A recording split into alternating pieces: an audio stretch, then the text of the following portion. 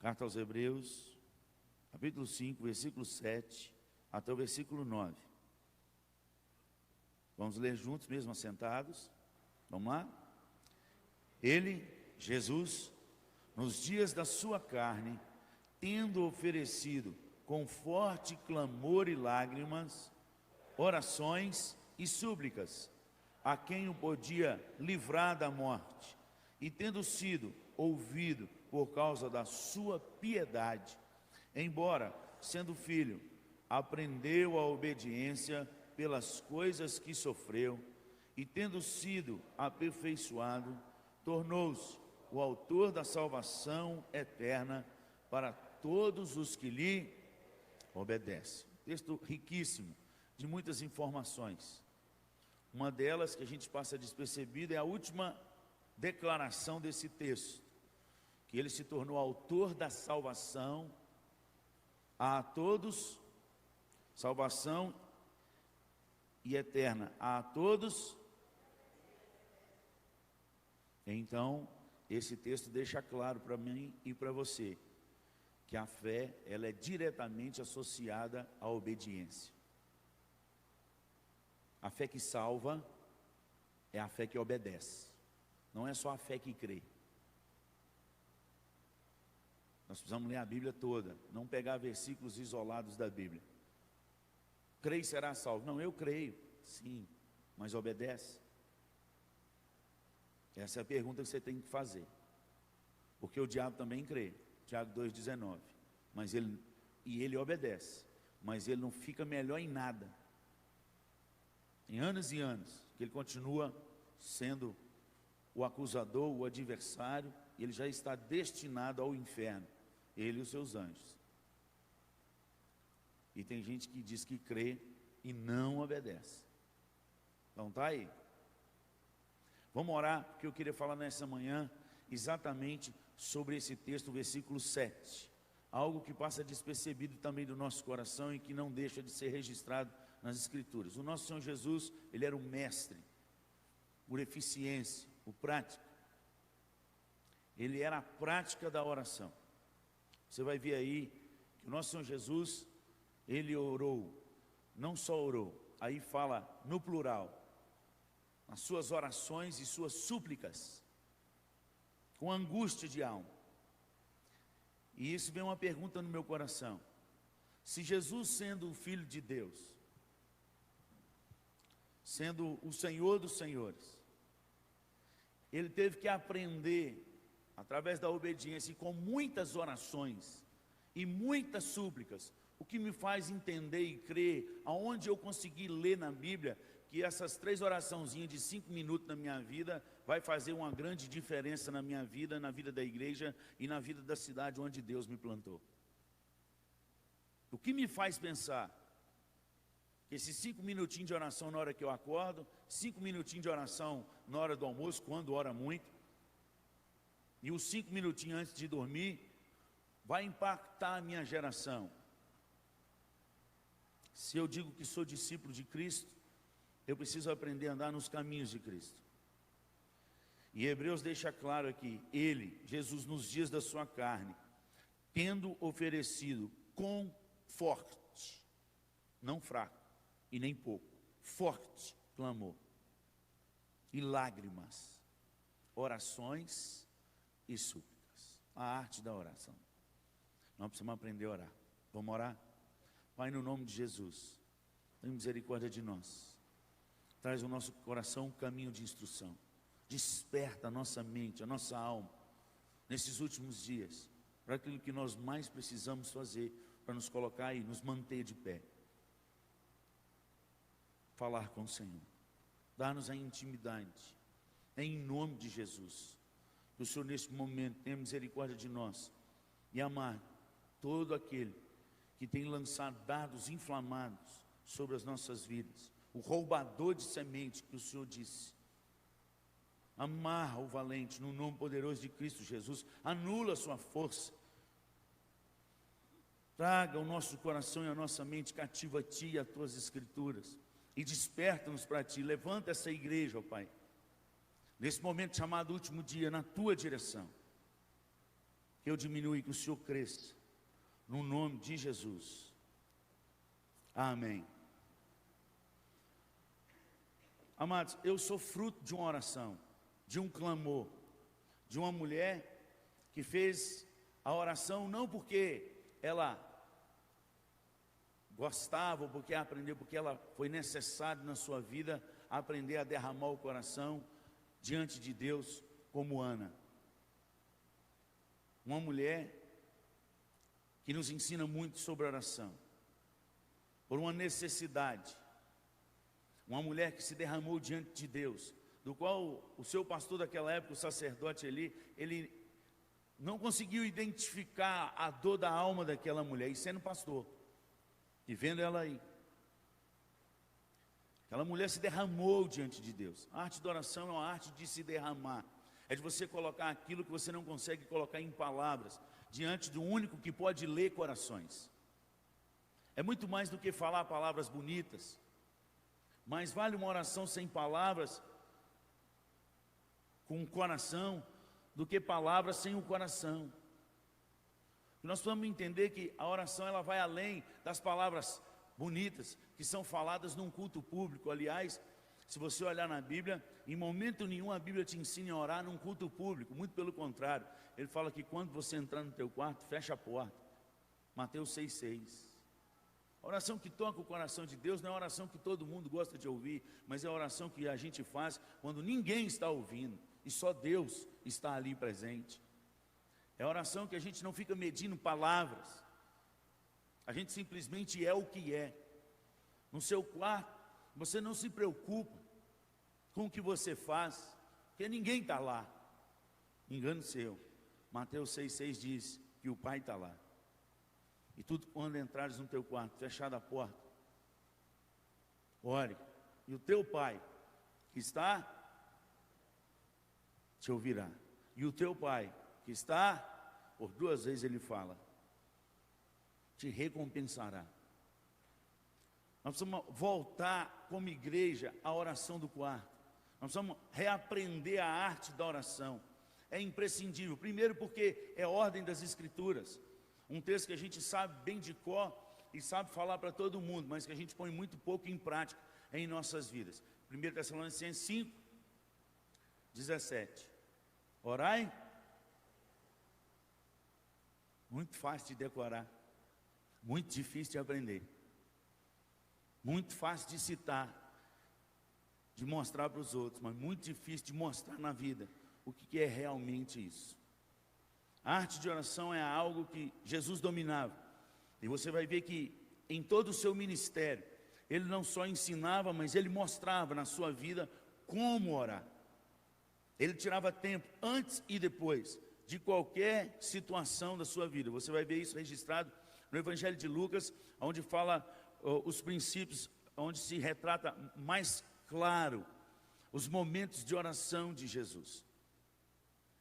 E você vai perceber em Mateus, lá no capítulo 26, no versículo 41, você vai ver que Jesus chama os discípulos à oração, é a última palavra que ele está dando antes de ser levado para a cruz, de ser tomado e ser preso. Então, você deveria acender uma luzinha, porque é a última palavra antes dele ser retirado. E ele diz, olha, vigiai e orai. O que está escrito lá? Põe lá para nós. Mateus 26, 41.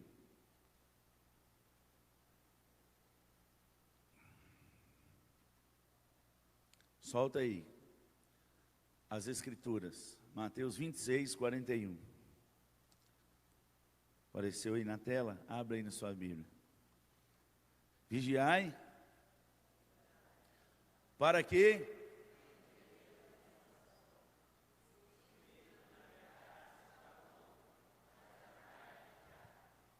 Isto não é uma oportunidade de você pecar à vontade e dizer, a carne é fraca, né? Eu já ouvi isso várias vezes no meu ministério. Não face a face, não olho no olho. Porque quem me conhece não tem coragem de falar isso na minha cara. Porque quem fala o que não precisa também escuta o que não deve. Mas mandando recado, sabe? Falei, você sabe, né? pastor mesmo falou, a carne é fraca. Eu não falei que a carne é fraca. Eu falei, infeliz, para você vigiar e orar. Deixa o texto aí. Deixa o texto aí. Presta atenção no que Jesus fala nessa afirmação com os discípulos. Antes disso, ele fala o tempo da oração. Porque eles dormiram e Jesus volta e fala, vocês não puderam vigiar comigo nem uma hora. Nem uma hora. Nem uma hora vocês podem vigiar comigo. Chamou e eles dormiram. Nem uma hora.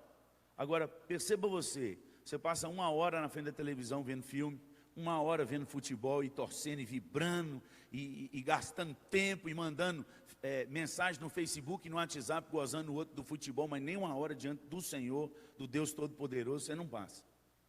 Não, estou falando do pessoal lá de Minas, não é daqui. Aqui em São Paulo não tem essas coisas não. É só lá os mineiros. Precisamos de muita oração. Porque a gente passa uma hora de WhatsApp, uma hora de Facebook, uma hora de novela, uma hora de filme, uma hora de shopping, uma hora, mas nem uma hora diante de Deus. É exatamente isso que Jesus está falando com os discípulos. Vocês não podem nem uma hora orar? E aí ele faz essa afirmação, vigiai, pois. E o vigiar aqui, a expressão, é a mesma expressão quando a polícia recebe um alerta que tenha um bando assaltando um banco ou alguma coisa. Eles passam com aqueles carros tudo ligado, com as armas em punho, já com a trava solta, para sentar o dedo. Isso é vigiar. Ele diz, vigiai, pois. Vigiai e... Para quê? Você não percebeu o que está nessa afirmação desse texto? Eu percebi, eu vou te falar. Se nós temos sofrido tentação e temos caído em tentação, isso está dando uma indicação que nós não estamos orando o tanto que a gente deveria orar. Porque Jesus faz uma afirmação. Ele não está dando uma sugestão. Ele não está dando uma opinião. Ele está fazendo uma afirmação daquilo que ele é mestre. E nós lemos lá em Hebreus. É com forte clamor e lágrimas que ele fez muitas orações e muitas súplicas. E aprendeu o caminho da obediência. A gente só aprende o caminho da obediência se a gente tiver uma vida de oração, gente. Se a gente não tiver uma vida de oração, nós não aprendemos o caminho de obediência. A gente só vence na vida as tentações e as tribulações se a gente tiver uma vida de oração. Vigiai, pois, e orai, para que não entreis. Se você não quer entrar, você precisa aprender a orar. O quanto for necessário para você não entrar. Porque depois que entra, para sair, sai todo machucado, todo lenhado, e com marcas no corpo e na alma, que vai levar para a vida toda. E às vezes quando a gente vai fazer as coisas, a gente não faz muito pensando nas pessoas que estão no nosso barco da vida. Mas quando a gente anda em desobediência a Deus, a gente põe toda a tripulação do barco na fila da morte. Alguns não morrem naturalmente, mas morrem na alma. Morrem no espírito. Tristeza profunda. Porque o filho não obedeceu. Fez o que deu prazer e não o que Deus mandou, orar antes e vigiar. Porque hoje o lema dessa sociedade, isso tem invadido dentro das nossas igrejas, que o importante é ser feliz. Onde está escrito isso na Bíblia? Para você que é cristão. Onde está registrado isso nas Escrituras? Agora eu vou viver minha vida, porque o importante é eu ser feliz e eu ter prazer. E eles ainda colocam Deus na bagaça, ainda no meio do bagulho ali, desse pacote do inferno. Fala assim, porque Deus é Pai. Deus não vai querer o pior para a gente, não. Palavras que não são registradas nas Escrituras, falácias, coisas e doutrinas de demônio que tem entrado dentro das igrejas. O que Jesus nos oferece é só a cruz, amado. Uma vida eterna. Mas aqui é cruz.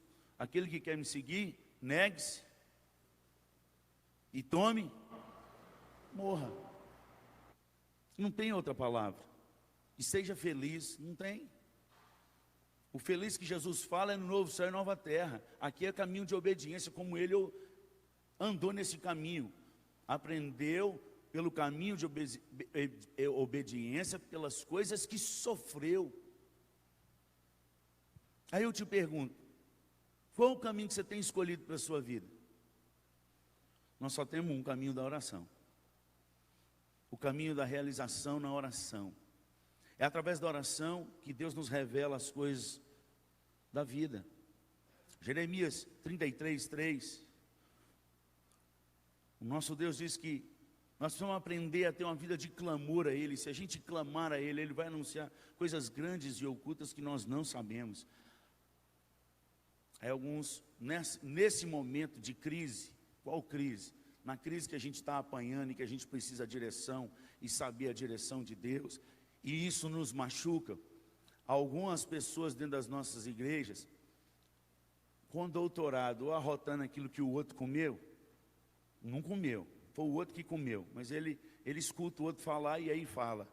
Eles pegam esses textos e falam assim, não, mas esses textos é para aquela época, é porque é um contexto todo do profeta, é que tem um contexto histórico, já aconteceu. Irmãos, a palavra de Deus é um livro sobrenatural. E o Espírito de Deus revela Deus nas Escrituras de Gênesis e Apocalipse até hoje. O Espírito de Deus, ele não passou. O Jesus Cristo de ontem e o de hoje, ele vai ser e sempre será o mesmo. Hebreus 13:8. E o mais engraçado dessa turma, que pega e não gosta de falar e citar esses textos, é que, por que eles não rasgam então o livro do Salmo para eles? Por que eles não rasgam Salmo 37? Entrega teu caminho ao Senhor, confia nele, mas ele fará. Por que eles não rasgam o Salmo 23? O Senhor é meu pastor, nada me faltará. Por que eles não rasgam o Salmo 40? Esperei confiantemente no Senhor. Por que eles não rasgam o Salmo 121? Por que eles só querem rasgar e dizer que não é para eles aquilo que está no Antigo Testamento, coisas que são cobranças, que é direção de Deus, para andar uma vida de santidade e consagração e vida com Deus? Caiu a ficha aí? A internet voltou, o Wi-Fi voltou, ligou? Nós precisamos acordar, irmãos. Esse texto é para hoje. Essa palavra continua viva. E ela vai continuar viva, e nenhum tio nem vai passar dessa palavra até Deus voltar. É princípio eterno. Oração é um princípio eterno. Oração é a única coisa que depois que você morre, ela continua a ecoar nos céus. Ô pastor, não fala heresia não. Ô filho, vai ler Bíblia. Olha a oração de Abacuque. Ele já está morto. E Deus respondeu vários anos depois, com vários avivamentos, aquilo que ele mesmo deixou registrado nas Escrituras. Vai ler Bíblia, filho. Vai ser um homem de fé. Existe uma afirmação que anda no nosso meio há muitos anos, inclusive no meio dos jovens, e que ela é parte da verdade, mas ela não é toda a verdade. Eu tenho combatido isso profundamente aqui na juventude, que crer também é pensar. Foi uma frase que John Stott disse, num contexto todo, mas eles separaram só isso. E isso virou doutrina entre as nossas igrejas. Crer também é pensar. A leitura que eles fazem hoje é, crer é só pensar. E eu te pergunto, onde que está escrito isso nas Escrituras?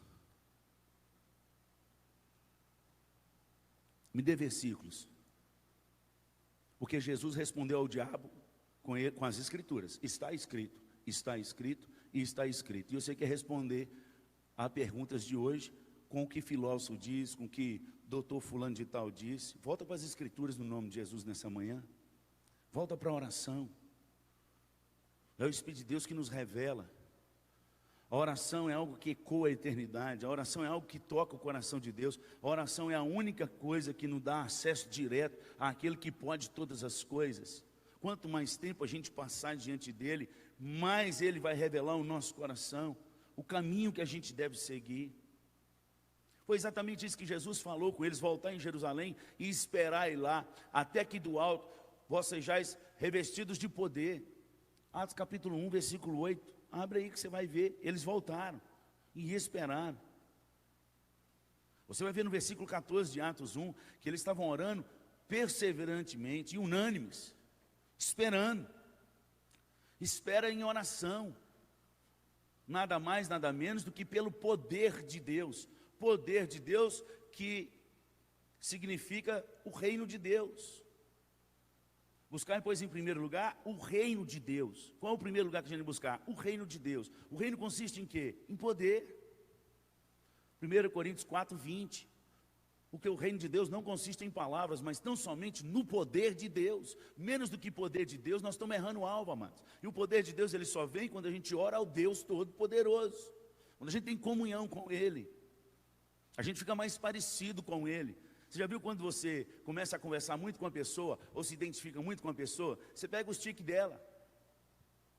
Você já percebeu isso? Aí o que ela fala, você fala também.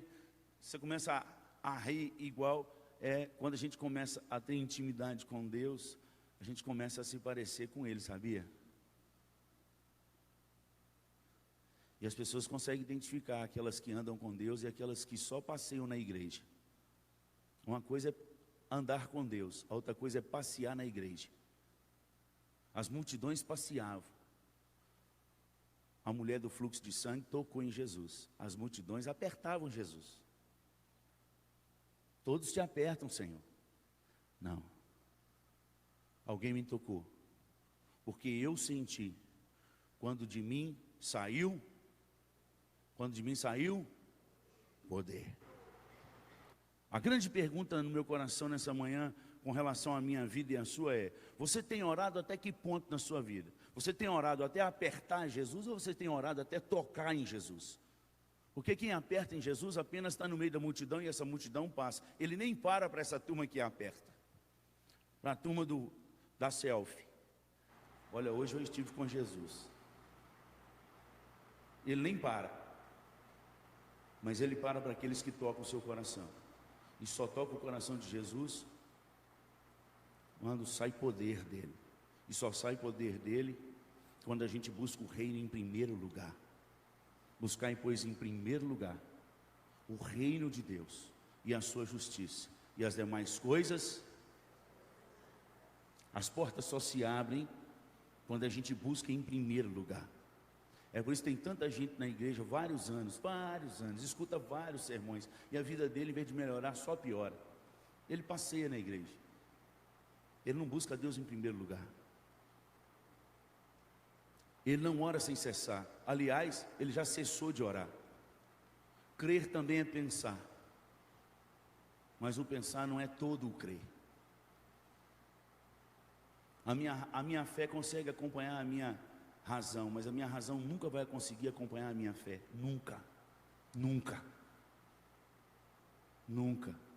É por isso que existe até hoje um monte de doutor e de teólogo estudando, para tentar entender o que eles nunca vão entender na palavra.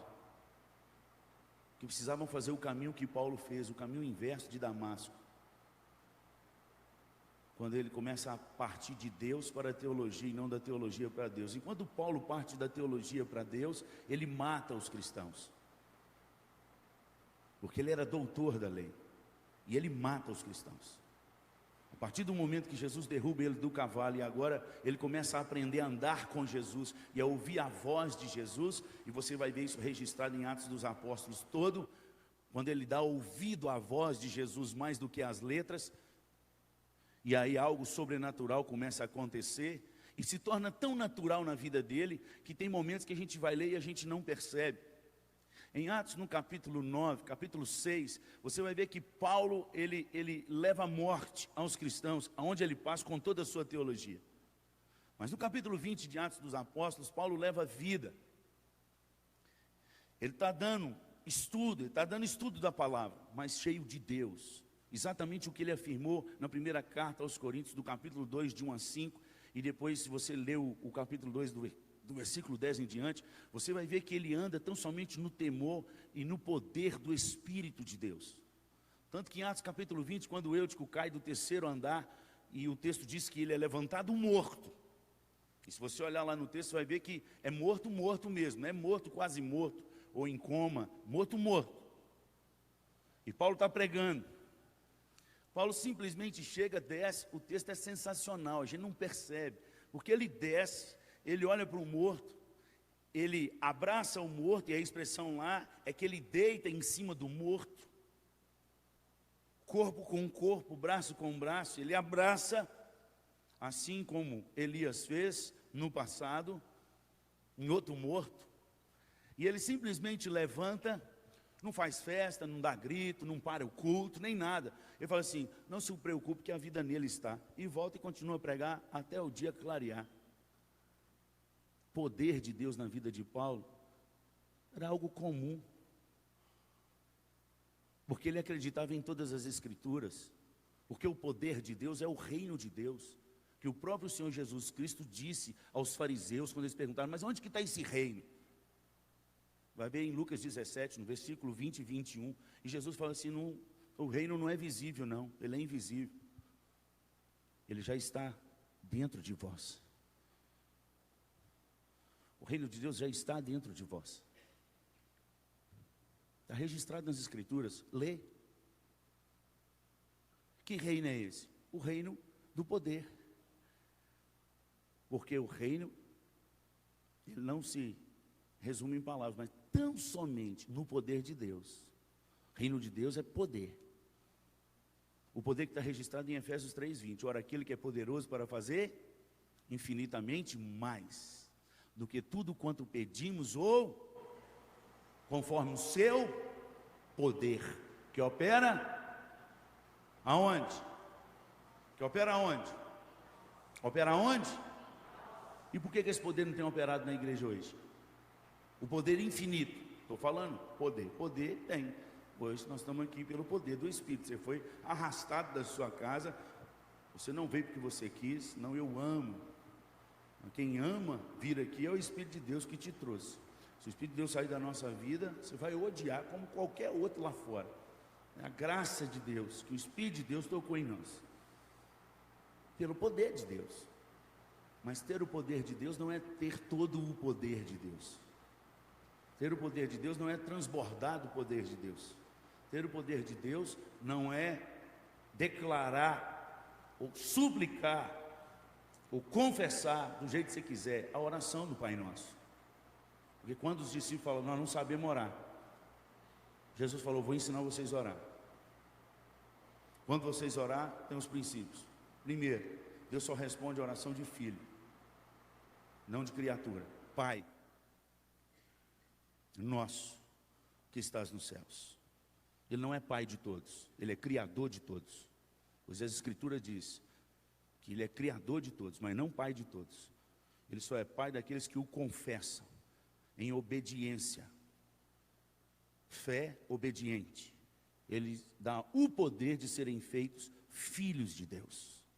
Pai nosso que estás nos céus, santificado, vida de santidade. É Jesus que está ensinando, mas Deus já é santo. Sede santos porque o Senhor vosso Deus sou. Então, o que Jesus está ensinando para os discípulos? Se Deus já é santo, e a gente vai orar: santificado seja o teu nome. Ele não precisa da minha oração para ele ser mais santo, não. Quem precisa de santidade sou eu, para chegar a ele. Uma oração que Deus responde é uma oração que tem santidade. Não é oração feita de qualquer jeito, não, filho. É uma oração de decisão. E se você olhar a palavra santidade, você vai perceber que santidade é separado. É quando você decide separar a sua vida. Separar de algo. Separar de quê? Do mundo, das paixões. Largar. Não é esse evangelho que tem sido pregado por aí, não. Você pode estar aqui e pode de todas as coisas, usufruir de todas as coisas do mundo. Essa graça que tem sido pregada aí é uma graça fake, não é a graça de Cristo. A graça de Cristo nos leva a um caminho de obediência, um caminho de santidade. Santificado seja o teu nome. Aí o que vem depois do santificado? Venha. Venha o quê? Aquele que nós temos que buscar em primeiro lugar, para que as demais coisas sejam acrescentadas, para que haja a abertura das demais coisas, tem que estar em primeiro lugar. E quem decide isso não sou eu. Quem mede isso no meu coração e no seu coração é o Deus que tudo vê. Buscai, pois, em primeiro lugar o reino de Deus e a sua justiça, e as demais coisas, é Ele que abre a porta das demais coisas, não sou eu. E nós sabemos que esse reino consiste no poder de Deus e não em palavras. 1 Coríntios 4:20. E nós sabemos que Jesus ensina na oração que toca o coração do Pai e diz: que o teu reino venha. Ou seja, ele deseja que a gente ore, que o poder dele venha sobre nós, porque reino é poder. Você está entendendo a necessidade da oração nas nossas vidas? Nós estamos empurrando carro aqui, gente, sem gasolina. Não é só aqui não, é a igreja no mundo inteiro. Porque o que move a igreja do Senhor Jesus é o poder do Espírito. E através do poder do Espírito. E é tão somente pelo poder do Espírito. E é isso que as Escrituras falam para a gente pedir o tempo inteiro e sem cessar. Para que o reino venha. O reino só vem quando a gente tem uma vida de oração. Você vai ver isso em Atos dos Apóstolos. Agora, a gente fala de muita gente grande, a gente fala assim, mas, né? Então, eu queria deixar para você, terminando, porque nós não vamos encerrar esse assunto de oração, o quanto a gente aprender ainda é pouco. A W. Tozer que diz, olha, ore sem saber, ore até aprender e continue orando. Oração é prática, não é teologia. Mas abre aí em Atos capítulo 9. Eu queria encerrar só com essa declaração que aqueceu meu coração enquanto eu lia e orava para falar com você nessa manhã. Atos capítulo 9,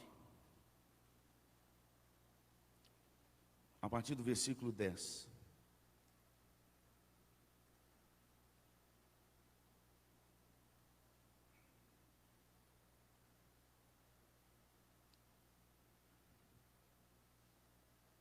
Ora, havia em Damasco um discípulo chamado Ananias. Disse-lhe o Senhor numa visão, Ananias, ao que respondeu, eis-me aqui, Senhor. Então o Senhor lhe ordenou, dispõe-te e vai à rua que se chama Direita, e na casa de Judas, procura por Saulo, apelidado de Tarso, pois ele está, o que ele está fazendo? Orando, depois que cai do cavalo. E viu entrar um homem chamado Ananias, impor-lhe as mãos para que recuperasse. Ananias, porém, respondeu, Senhor, de muitos tenho ouvido a respeito desse homem, quantos males tem feito aos teus santos em Jerusalém, e para aqui trouxe autorização dos principais sacerdotes para prender a todos os que invocam o teu nome. Mas o Senhor lhe disse, vamos lá, vai, porque este para mim, um instrumento escolhido para levar o meu nome perante os gentios e reis, bem como perante os filhos de Israel. Pois eu lhe mostrarei o quanto lhe importa sofrer. Então Ananias foi, e entrando na casa, impôs sobre ele as mãos, dizendo, Saulo, irmão, o Senhor me enviou a saber, o próprio Jesus que te apareceu no caminho por onde vinhas, para que e fique. Agora volta no 10. Ora, havia em Damasco não era profeta, não era apóstolo, não era diácono, era apenas um discípulo, cheio do poder e da presença de Deus. Ora, havia em Damasco. Eu chorei demais nessa expressão. Ora, havia em São Vicente. Ora, havia em São Vicente. Onde estão os discípulos de Cristo em São Vicente? Que oram o suficiente para ouvir a voz do Pai e libertar um monte de cativos que está nessa cidade, esperando um discípulo. Não é um apóstolo, não é um diácono, um discípulo, apenas um discípulo, para que escute a voz do Pai e que obedeça exatamente o que o Pai disser. Hoje, nós não sabemos e quebramos a cara muitas vezes na frente, porque nós não temos um tempo maior de oração diante do Pai, porque Ele é Pai. E um pai não gosta que o filho quebra a cara. Ou gosta? Tem algum pai aqui que ama quando vê o filho dele quebrando a cara? Existe aqui nessa manhã algum pai que ama ver o filho quebrar a cara? Eu desconheço. Você que é pai está entendendo o que eu estou falando, aonde eu estou querendo chegar. Como a gente gostaria que os nossos filhos escutassem os nossos conselhos, porque nós já quebramos muita cara, e quando a gente fala muitas coisas com eles, a gente não quer muitas vezes falar o que é, mas a gente já sabe que vai dar errado, porque deu ruim para nós no passado, e muito ruim, e a gente sofreu muito, e a gente está vendo que eles estão indo na mesma rota de colisão, e a gente desesperadamente fica tentando falar com eles, não vai, já falei com vocês, esse negócio vai dar errado, menino, estuda, não vai nessa turminha de festa não, esse povo está aí na festa e tudo, lá na frente eles vão se lascar, eles não vão ter formação, eles não vão ter profissão, eles não vão ter nada, vão ter que ficar subjugados a subempregos, com subsalários. Estuda agora, filho, agora é hora de ralar, não é hora de divertir. Lá na frente, quando Deus te colocar em algum lugar de posição, porque você estudou e não jogou o talento que Deus te deu fora, lá na frente, você vai poder descansar, enquanto eles, seus amigos, todos vão estar ralando, aqueles das festinhas. E você vai estar celebrando a vida e trabalhando. Todo pai sonha em dar instrução para os seus filhos, para que eles levem uma vida melhor. Aqui nós temos um exemplo em Atos 9.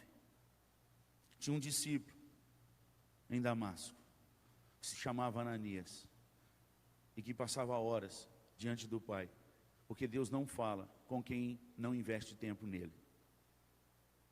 Deus falou com ele, com certeza era um homem de oração. Deus não chama do nada alguém que não quer nada. Deus investe em quem investe nele. Buscar-me-eis e me achareis, quando me buscardes de todo o vosso coração.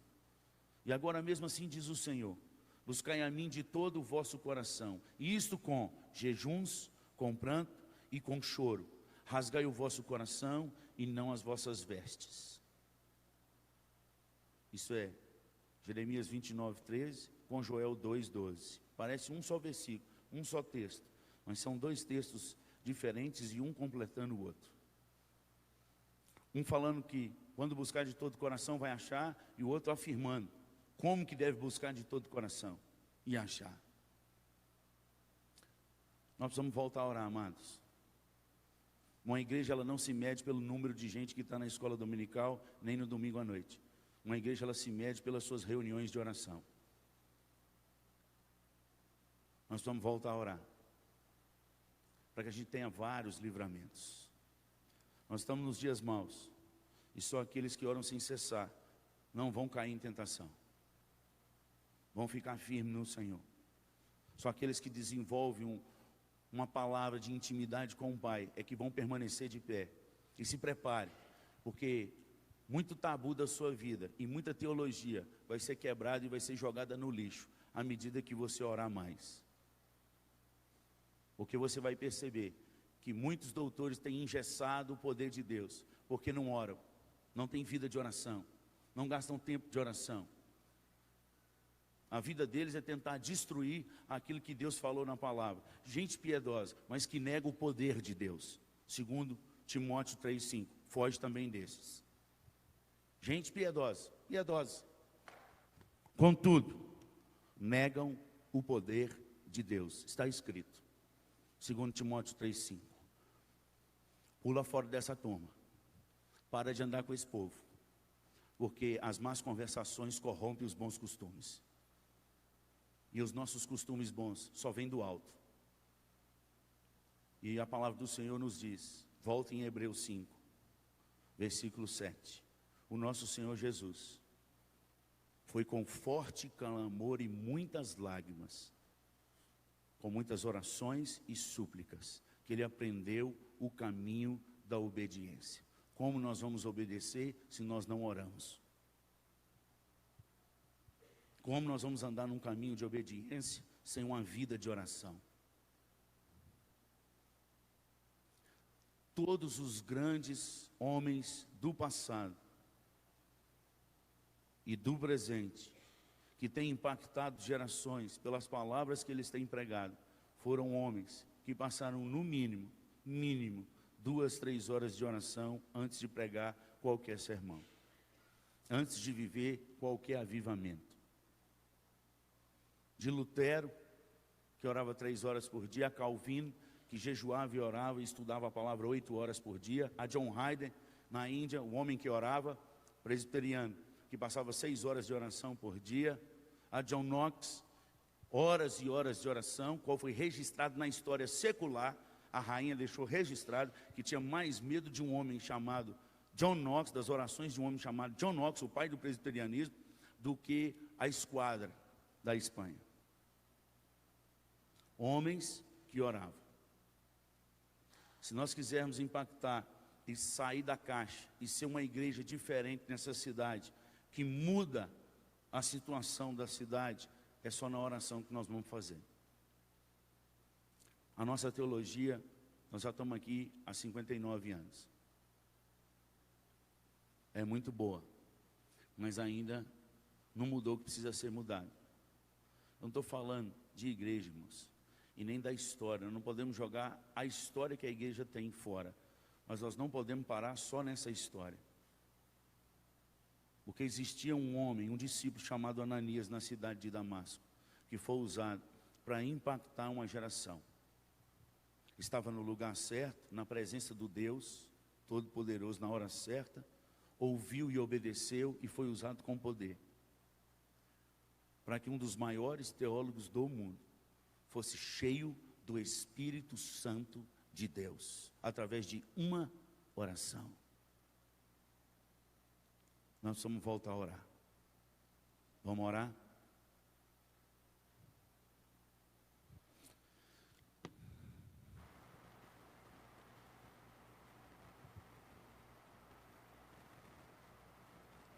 Pai, em nome de Jesus, clamamos a Ti nessa manhã. Tu és o Deus que reaviva a Tua igreja. Tu és o Deus que responde orações. Responde a oração de Abacuque, ó Pai, nos nossos corações nessa manhã. Aviva o nosso coração para Ti. Traga-nos de volta para o Senhor. Traga-nos de volta para a intimidade do quarto. Meu Deus, cancele as nossas agendas, que nos leva às coisas do mundo, e que não nos enche do Teu poder e da Tua presença. Meu Deus, estamos plantados em São Vicente para uma ordem maior do Senhor, para glorificar o Teu nome na face da terra. Precisamos orar mais para entender o chamado do Senhor de cada um aqui nessa manhã, dentro dessa cidade. Para as pessoas que o Senhor vai levar o Teu povo cheio do Teu poder e do Teu Espírito, para que a gente possa orar pelas pessoas, para que a gente possa abraçar as pessoas, para que o poder do Senhor venha sobre nós e sobre a Tua igreja, o reino do Senhor venha sobre nós, e que esse reino possa resplandecer nessa cidade. O Senhor é o único que muda cidades. O Senhor fez isso através da vida de João Calvino ali em Genebra, uma cidade pervertida, do qual o Senhor usou aquele homem cheio de oração, do Teu poder e da Tua palavra, para transformar nações. O Senhor fez isso com Paulo, o Senhor fez isso com John Knox, o Senhor fez isso com Simon, e é por isso que estamos aqui hoje. Faz de novo, Pai, no nome de Jesus. Faz de novo. Que o Senhor responda a oração de Paulo, aquela oração que Paulo fez para Éfeso, suplicando ao Senhor. Lá no capítulo 1, a partir do versículo 17. Do qual ele pediu ao Senhor que concedesse à sua igreja espírito de sabedoria e espírito de revelação. Traz sobre nós, ó Pai. Responde aquela oração de novo agora sobre a igreja de São Vicente, no nome de Jesus. Para que possamos entender qual é o conhecimento da grandeza do Senhor, do chamado do Senhor, da herança que o Senhor tem sobre nós, do Teu poder, do qual o Senhor deu ao Teu Filho Jesus, e Ele se fez o cabeça e deu isso à igreja. Nós somos a igreja. Precisamos conhecer mais do Senhor. Leva-nos à intimidade do quarto. Eu lhe suplico, no nome poderoso de Cristo Jesus. Amém.